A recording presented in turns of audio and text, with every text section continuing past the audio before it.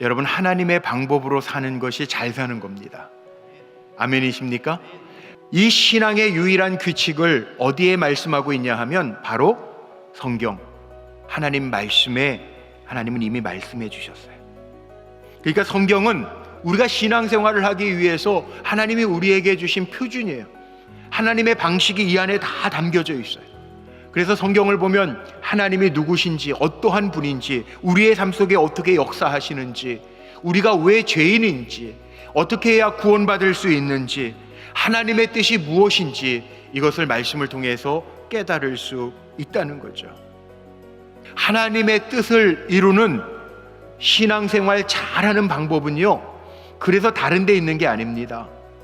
하나님의 말씀이 선포될 때 하나님의 말씀을 듣고 하나님의 방법대로 살아갈 때 신앙생활 잘할 수 있다는 거예요.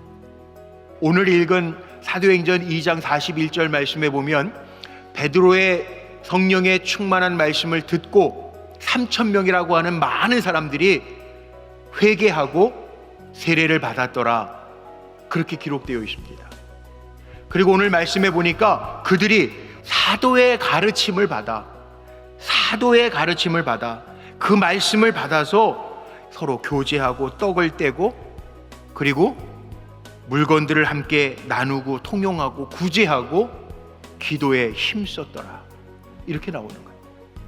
신앙생활 잘하는 방법이 이 초대교회 성도들의 모습 속에 담겨져 있어요.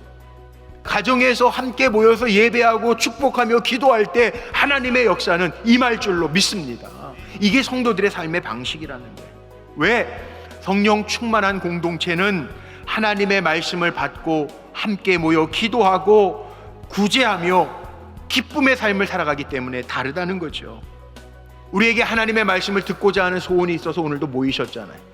듣고만 마실 겁니까? 아닙니다. 하나님의 말씀을 들은 대로 우리가 실천할 때 하나님은 우리에게 힘 주실 것이고 세상의 빛과 소금의 역할을 감당하도록 역사하실 줄로 믿습니다. 이게 오늘 우리가 신앙생활하는데 하나님의 방법으로 사는 모습이라는 거죠.